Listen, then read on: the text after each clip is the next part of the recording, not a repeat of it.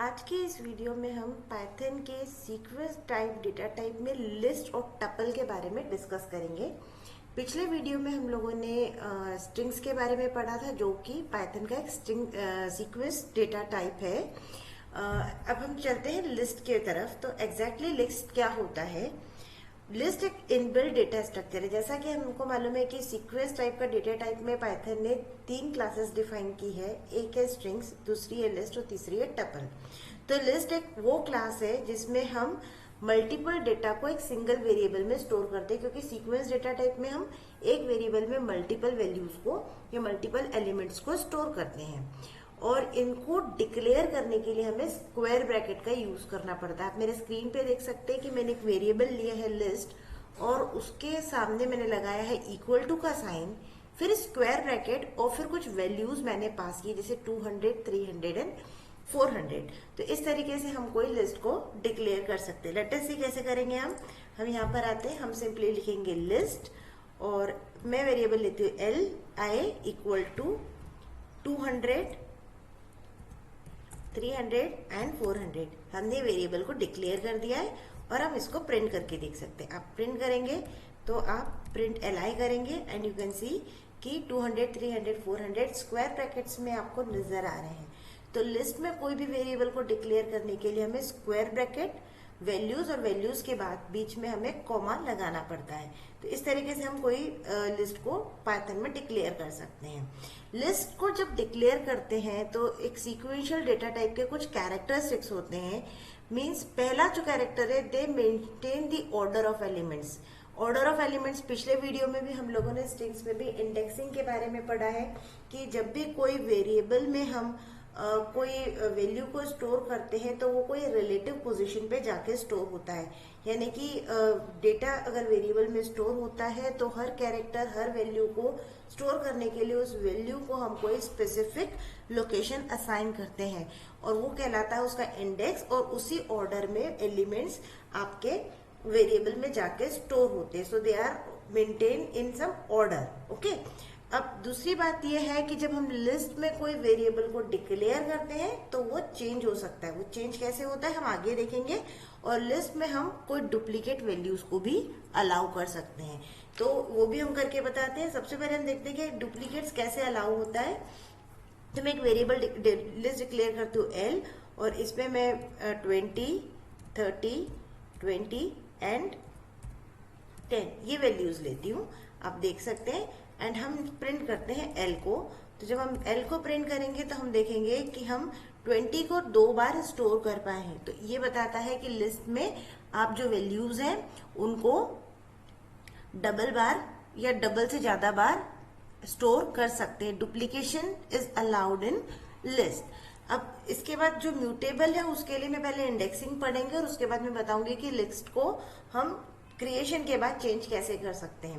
तो जैसा कि हमने स्ट्रिंग में इंडेक्सिंग देखा था, वैसा ही इंडेक्सिंग हमारा लिस्ट में भी होता है। जैसे कि सपोज मेरे पास एक लिस्ट है, लिस्ट जिसमें 10, 20, 30, 40, 50, 60, 70 नंबर मैंने स्टोर किया है। तो let us come to our Anaconda. और मैं यहाँ पर एक डिक्लेयर कर रही हूँ लिस्ट। एक वेरिएबल है लिस्ट और इसको डिक्लेयर करने के लिए मैंने स्क्वायर ब्रैकेट लिया और मैंने नंबर्स लिए 10, then comma 20, comma 30, comma 40, comma 50, comma 60, comma 70। मैंने ये 7 वेरिएबल्स को डिक्लेयर किया है। जब मैं 7 वेरिएबल्स को डिक्लेयर करती हूँ तो आप मेरे स्क्रीन पे देखिए मैंने 7 वेरिएबल डिक्लेयर किए हैं। अब क्योंकि हमने बताया है कि लिस्ट में जब भी कोई वैल्यूज जो मल्टीपल वैल्यूज है किसी एक वेरिएबल में डिक्लेयर होती है तो वो एक ऑर्डर में अरेंज होती है और उसके ही स्पेसिफिक ऑर्डर में अरेंज होकर उसको एक स्पेसिफिक लोकेशन असाइन की जाती है जिसके थ्रू हम उसको एक्सेस कर सकते हैं। तो उस लोकेशन को हम कहते हैं इंडेक्स। इंडेक्स का पोजीशन बेस आपका 10 है। जो पहला लोकेशन है पॉजिटिव इंडेक्सिंग का वो यूजुअली हर प्रोग्रामिंग लैंग्वेज में 0 से स्टार्ट होता है। तो पाइथन में भी लिस्ट का इंडेक्सिंग 0 से स्टार्ट हो रहा है। तो 10 का इंडेक्सिंग 0 है। उसके कंपैरिजन में रिलेटिव पोजीशनिंग में 20 की वैल्यू 1 है, 30 की 2, 40 की 3, 50 की 4, 60 की 5 एंड 70 की 6, क्योंकि इंडेक्सिंग रिलेटिव होता है। ठीक है। तो इस तरीके से इंडेक्सिंग में हमने 1 to 6 पॉजिटिव वैल्यूज को स्टोर कर दिया है। तो ये इंडेक्सिंग कब होता है जब हम लेफ्ट टू राइट चलते हैं। और सिमिलरली जब हम राइट टू लेफ्ट जाते हैं तो उसमें हम 1 से स्टार्ट करते हैं, अप टू दी कैरेक्टर, जैसा कि वो मूव कर रहा है। तो ये 1 to 7 गया है। अब मेरे को देखना है कि लिस्ट में मैं पर्टिकुलर इंडेक्स में मौजूद एलिमेंट को कैसे एक्सेस करूंगी। तो उसको एक्सेस करने के लिए मुझे सिमिलर यूज करना पड़ेगा, जैसे मैंने स्ट्रिंग में यूज किया प्रिंट लिस्ट, और मेरी वैल्यू मान लो मेरे को 0 एलिमेंट की देखनी है तो इसकी वैल्यू प्रिंट हो जाएगी 10। अगर मुझे लास्ट एलिमेंट की देखनी है तो मैं इसमें लिखूंगी प्रिंट लिस्ट, और वैल्यू मेरी क्या आएगी यहाँ पर, क्योंकि आप स्क्रीन पे देख रहे हैं कि मेरा लास्ट इंडेक्स कितना है 70 का 6, तो मैं 6 प्रिंट करती हूँ तो मुझे वैल्यू आ जाएगी 70।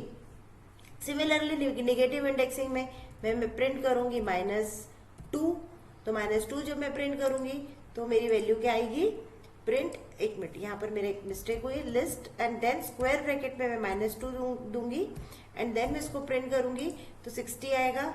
सिमिलरली मैं प्रिंट करूंगी लिस्ट, ब्रैकेट में मैं दूंगी -6, तो मेरा वैल्यू आ जाएगा 20। अभी तक आपने देखा कि लिस्ट में हम सिंगल वैल्यू को कैसे एक्सेस कर सकते हैं। अब मुझे किसी पर्टिकुलर रेंज के बीच में वैल्यूज को एक्सेस करना है। मान लो सपोज मुझे जैसा कि आप मेरे स्क्रीन पे देख रहे हैं कि इंडेक्सिंग है 0 to 6, मान लो मुझे सेकेंड नंबर से लेकर 6 नंबर तक के एलिमेंट को एक्सेस करना है, तो मैं क्या लिखूंगी, सिंपल प्रिंट लिस्ट, और लिस्ट के बाद स्क्वायर ब्रैकेट लिखे हम लिस्ट, और स्क्वायर ब्रैकेट में मैं लिखूंगी 2, लास्ट वैल्यू क्या है मेरी इंडेक्सिंग की, लास्ट मेरी इंडेक्सिंग की वैल्यू है 6, तो मैं यहाँ पर लिखूंगी 6। तो आपके हिसाब से आउटपुट क्या आना चाहिए, आउटपुट मेरा सिमिलरली स्ट्रिंग के रूल जो है उसी तरीके को फॉलो करेगा कि ये प्रिंट करेगा 20, 30, 40, 50, 60, पर 6 वाला जो कोलन के बाद की वैल्यू है वो उसको प्रिंट नहीं करेगा। यही रूल मेरा लिस्ट में भी एप्लीकेबल है। तो लेट अस सी, तो हम इसको प्रिंट करते हैं तो मेरा 70 प्रिंट नहीं होगा। सिमिलरली अगर मैं निगेटिव इंडेक्सिंग में जाऊंगी तो भी यही है, प्रिंट लिस्ट, मान लो मैंने निगेटिव इंडेक्सिंग में दे दिया -6 to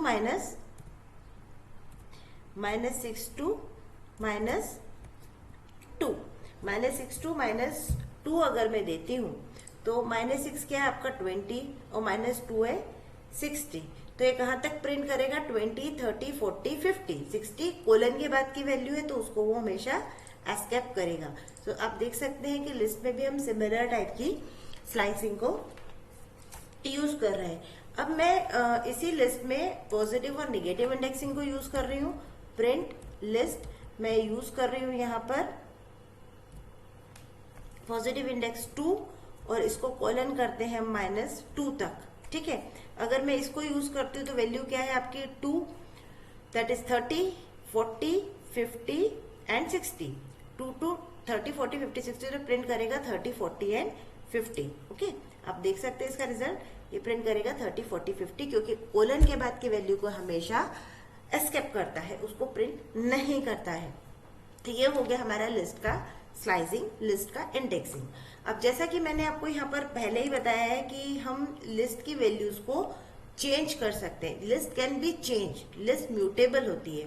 तो लिस्ट को हम चेंज कैसे करते हैं, उसको करने का सिंपल सा तरीका है, आप सिंपली एक वेरिएबल डिक्लेयर करो, न्यू लिस्ट, एन लिस्ट करके मैंने एक वेरिएबल डिक्लेयर किया और उसमें मैं उस एलिमेंट की वैल्यू को चेंज कर सकती हूँ। एन लिस्ट 1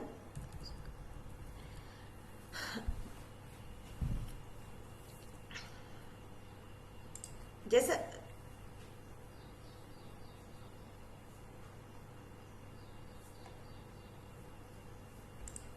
अभी तक हमने देखा कि लिस्ट में किस तरीके से हम लिस्ट को डिक्लेयर करते हैं और लिस्ट में इंडेक्सिंग का यूज करते हैं, उसमें स्लाइसिंग करते हैं। अब उसके बाद मैंने ये भी बताया कि लिस्ट में हम डुप्लीकेट वैल्यूज भी इंसर्ट कर सकते हैं या लिस्ट में वैल्यूज डुप्लीकेट हो सकती हैं। अब तीसरा जो इम्पोर्टेंट कैरेक्टर है आपके लिस्ट का वो ये है कि it is mutable, that is item can change after the creation. एक बार मैंने लिस्ट में एलिमेंट क्रिएट किया, अब मैं चाहती हूँ कि वो एलिमेंट की जगह कोई दूसरी वैल्यू हो, तो yes it is possible in the list. उसको करने का बहुत सारा आसान सा तरीका है। जैसे मेरा लिस्ट है, लिस्ट मैंने जो डिक्लेयर किया 10, 20, 30, 40, 50, 60, 70।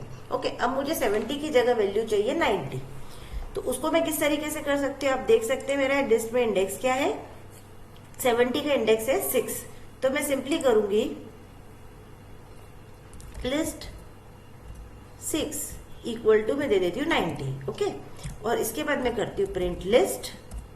आप देख सकते हैं मेरा 70 का वैल्यू चेंज हो गया है, ये 70 की जगह 90 वैल्यू इंसर्ट हो चुकी है। तो इस तरीके से देखा कि हमने लिस्ट में किस तरह से लिस्ट को क्रिएट किया यूजिंग स्क्वायर ब्रैकेट्स और कॉमा, और फिर उसके बाद लिस्ट का कैरेक्टर देखा कि वो एक ऑर्डर में अरेंज होता है, देन वो म्यूटेबल है और उसमें डुप्लीकेट वैल्यूज अलाउ होती है। अब हम लिस्ट में यूज होने वाले कुछ कॉमन फंक्शंस के बारे में पढ़ेंगे। तो लिस्ट में बहुत सारे फंक्शंस यूज होते हैं, जैसे कि पहला फंक्शन है उसका लेन। लेन मतलब it is use to compute the size of Python list. मेरे पास पाइथन में मैंने एक वेरिएबल डिक्लेयर किया है लिस्ट। अब मुझे ये जानना है कि इसमें कितने एलिमेंट्स मौजूद है। तो उसके लिए सिंपली एक फंक्शन होता है मेरा लेन। तो मैं कर सकती हूँ प्रिंट लेन और उसके बाद मैं लिख सकती हूँ लिस्ट ब्रैकेट में। तो आपको मालूम पड़ जाएगा कि मेरे लिस्ट में टोटल 7 एलिमेंट्स मौजूद हैं। जो सेकेंड फंक्शन हम लिस्ट का पढ़ रहे हैं वो है अपेंड फंक्शन। ये यूज होता है हम किसी एलिमेंट को पाइथन के लिस्ट के एंड में ऐड करें, ठीक है। तो इसके लिए सिंपली मैं क्या करती हूँ, एक वेरिएबल लेती हूँ लिस्ट डॉट अपेंड, और मान लो मेरे को वैल्यू ऐड करनी 100। तो ये जो 100 वैल्यू लिस्ट के लास्ट में जाकर ऐड हो जाती है। हम इसको रन करते हैं and you can print the list. आपकी ये वैल्यू लास्ट में ऐड हो गई है। आप इसका इंडेक्स भी देख सकते हैं, प्रिंट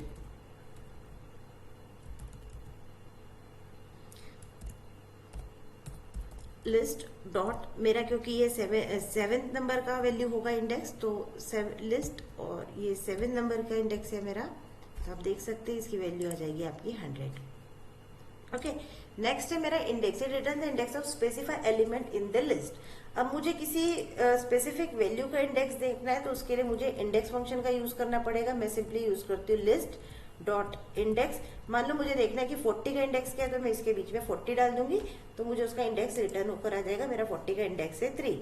ये आप यहाँ पर देख सकते हैं, हमने जो डिक्लेयर किया था 40 का इंडेक्स था 3।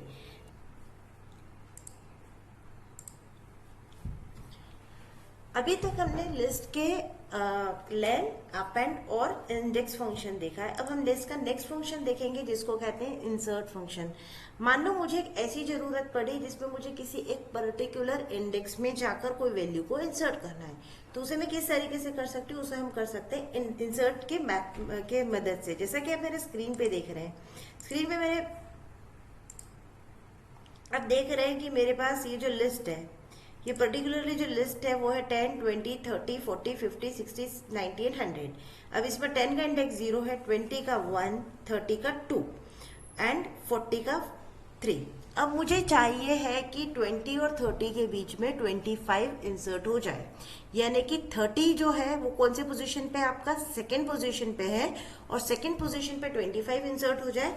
तो उसके लिए सिंपली हम इंसर्ट का यूज करते हैं। मैं सिंपली लिखूंगी लिस्ट डॉट इंसर्ट, और इसके बाद मेरा इंडेक्स क्या है, 10 इज 0, 20 इज 1 एंड 30 इज 2। तो यहाँ पर वैल्यू क्या आएगी मेरी 2, और मेरे को क्या इंसर्ट करना है 25। सो मैं इसको इंसर्ट कर दूंगी and then I will print list. आप देख सकते हैं कि हमारा 25, 20 और 30 के बीच में इंसर्ट हो गया है। अब हमारा जो नेक्स्ट जो फंक्शन है वो है रिमूव। आपको रिमूव करना है matching element from the list.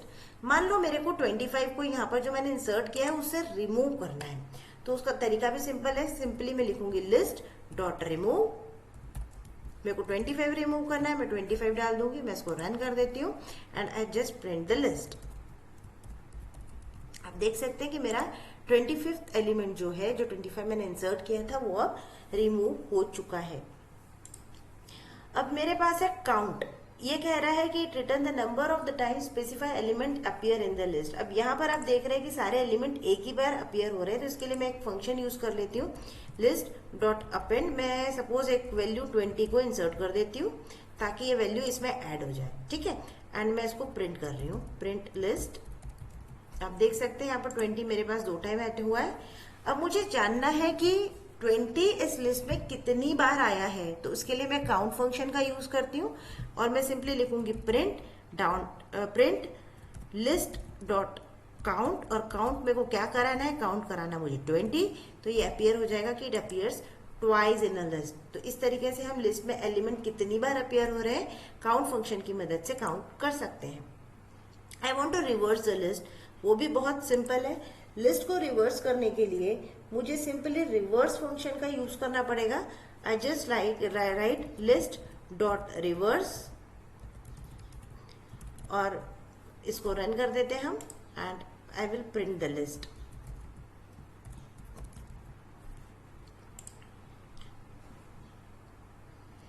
आप देख रहे थे 20, 10, 20, 30, 40, 50, 60, 90, 120 मेरा जो है ये पहली लिस्ट थी। जो सेकंड लिस्ट आई है वो रिवर्स है, that is 20, 100, 90, 60, 50, 40, 30, 20 and 10।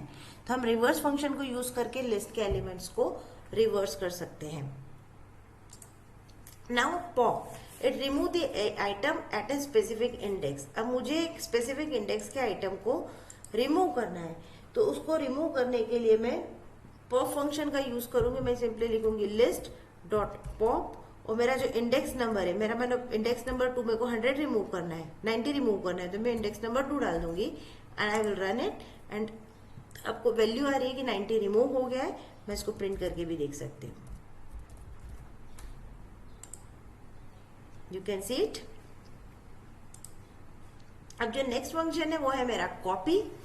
Copy function है, ये एक लिस्ट की एज इट इज कॉपी किसी दूसरे लिस्ट में कर देता है, कन्वर्ट, एक दूसरी लिस्ट बना सकता है। मतलब एक जैसे कि आप फोटो कॉपी बनाते हो वैसे एक कॉपी बनाता है एक लिस्ट की। तो सिंपली मैं एक वेरिएबल डिक्लेयर करती हूँ एन लिस्ट, न्यू लिस्ट। मैं एक वेरिएबल डिक्लेयर किया new list is equal to, उसको कॉपी करने के लिए मैं लिखूंगी लिस्ट डॉट कॉपी। हमने ये फंक्शन रन किया and now I print new list.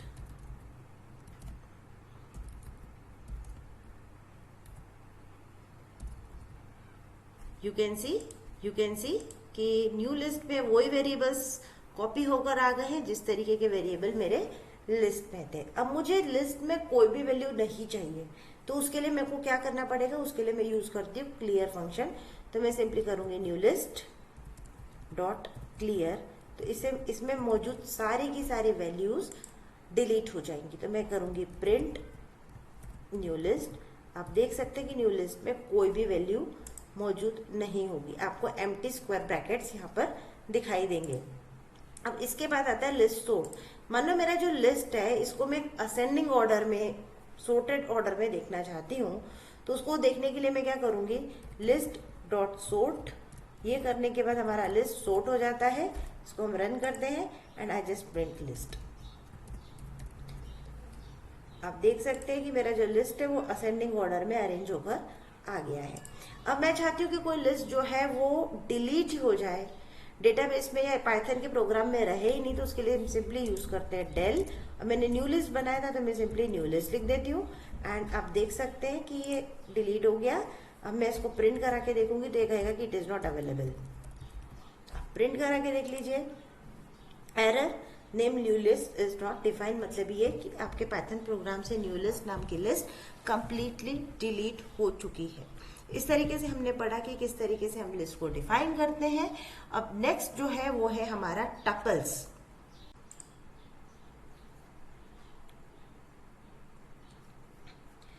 अभी तक हमने लिस्ट के बारे में डिस्कस किया है। अब हम पाइथन के सीक्वेंस डेटा सेट में अवेलेबल एक और क्लास टपल्स के बारे में डिस्कस करेंगे। टपल सिमिलर टाइप का ही डेटा टाइप है जैसा कि लिस्ट या स्ट्रिंग है, बस उसको डिक्लेरेशन करने का तरीका अलग होता है। ये भी सभी एलिमेंट्स को उसी तरीके से स्टोर करता है जैसा कि लिस्ट करता है। टपल में अगर आप कोई वेरिएबल को या कोई वैल्यूज को स्टोर करते हैं तो सिंपली आपको लिखना पड़ेगा वेरिएबल का नाम, उसके बाद हम सर्कल ब्रैकेट यूज करेंगे और वैल्यू लेंगे। जैसे मैंने लिया 20 और 50, तो ये जो वैल्यूज है ये होती है मेरी टपल्स की। मैंने इसको क्रिएट किया, इस तरीके से हम टपल को क्रिएट कर सकते हैं और इसको हम प्रिंट करके देख सकते हैं। अब देख सकते हैं कि हमने किस तरीके से टपल को डिक्लेयर किया हुआ है।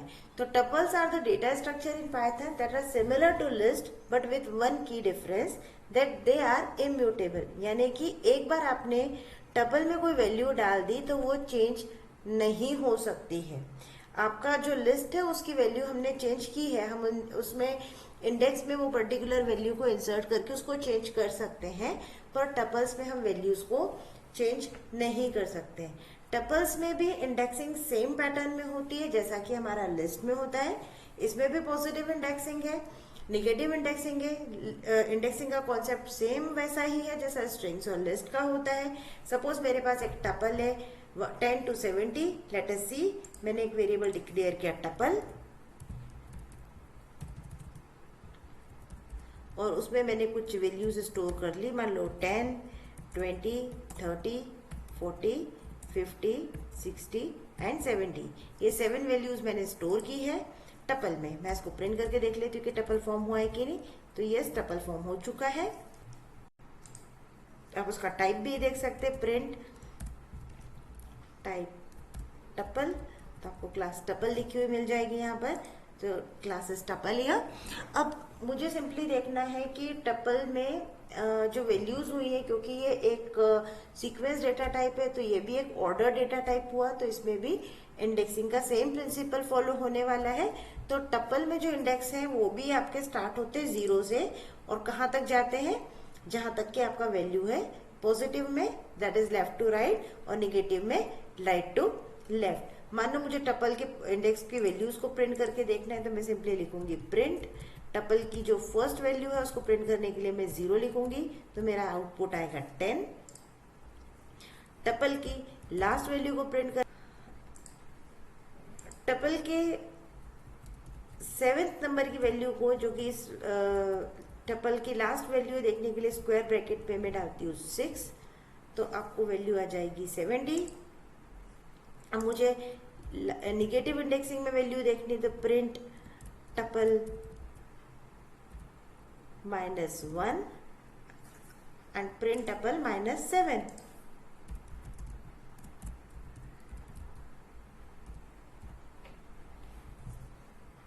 देख सकते हैं। तो इस तरीके से हमारे टपल की इंडेक्सिंग पॉजिटिव निगेटिव में है। अगर मुझे स्पेसिफिक रेंज में लेना है तो सेम कॉन्सेप्ट है लिस्ट का। सपोज मुझे एक रेंज लेना है 1 to 6, तो मैं लिखूंगी प्रिंट टपल रेंज 1 to 6। तो 1 to 6 से अगर आप देखेंगे तो 1 to 6 में मेरा प्रिंट होना चाहिए 20, 30, 40, 50, 60 और 70 जो 6th एलिमेंट है सेम लिस्ट जैसा, वो इसको यहाँ पर एस्केप करेगा, लास्ट वैल्यू नहीं लेता है। अगर मैं प्रिंट निगेटिव में लेती हूँ टपल में, तो टपल में अगर मैं प्रिंट लेती हूँ -6 to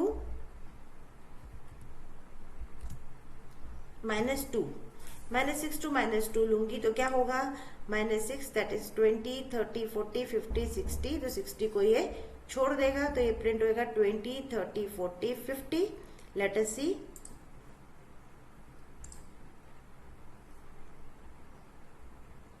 सॉरी यहाँ पर ये मैंने टपल स्क्वायर ब्रैकेट में नहीं दिए हुए थे।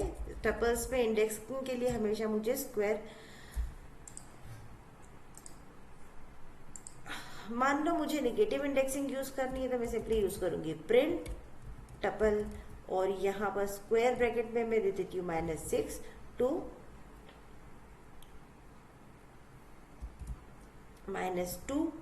तो -6 to -2 देखेंगे तो क्या आएगा आपका 20, 30, 40, 50, 60, तो 60 को प्रिंट नहीं करेगा, 20, 30, 40, 50 ही प्रिंट करेगा। आप देख सकते हैं। तो इस तरीके से ये हुआ। और अगर मैं इसके मिक्स इंडेक्सिंग करूंगी तो मैं सिंपली करूंगी प्रिंट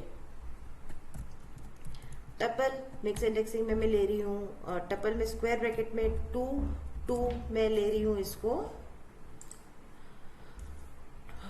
1 to लेते हैं हम, 1 to लेते हैं -2 तक, दैट इज 20 to 60 के बीच में, तो ये 60 को फिर छोड़ देगा, 20, 30, 40, 50 प्रिंट करेगा। 1 to लेते हैं हम, 1 to ले रहे हैं हम -2। आप देखिए 60 को इसने छोड़ दिया है। तो इस तरीके से हमने टेबल्स में इंडेक्सिंग पढ़ी। पर क्योंकि टेबल्स में, क्योंकि ये इम्यूटेबल है, तो सिर्फ 2 ही फंक्शंस काम करते हैं। पहला जो फंक्शन है उसका वो है आपका काउंट का, आपको बताएगा कि टपल में कितने एलिमेंट्स मौजूद हैं और इंडेक्स की वैल्यू क्या है। तो सबसे पहले हम देखते हैं काउंट फंक्शन। तो काउंट के लिए हम सिंपली यूज करते हैं प्रिंट टपल डॉट काउंट, और मैं काउंट करना चाहती हूँ 10 की value, so I just print it. तो मेरे को मालूम पड़ेगा कि एक ही बार मौजूद है। सिमिलरली अगर मुझे 30 का इंडेक्स देखना है तो मेरे को simply print tuple dot index, और वैल्यू डाल देते हैं हम 30 की, and it will return me the index value of a tuple. तो इस तरीके से हमने अभी इस वीडियो में अभी तक हमने पाइथन के सीक्वेंस टाइप के लिस्ट और टपल के बारे में पढ़ा है। पिछले वीडियो में हमने स्ट्रिंग्स को कवर किया था और न्यूमरिक को कवर किया था। नेक्स्ट वीडियो में हम सेट और डिक्शनरी के बारे में पढ़ेंगे। अगर आपको ये वीडियो पसंद आया है तो इसे लाइक और सब्सक्राइब करें। Thank you.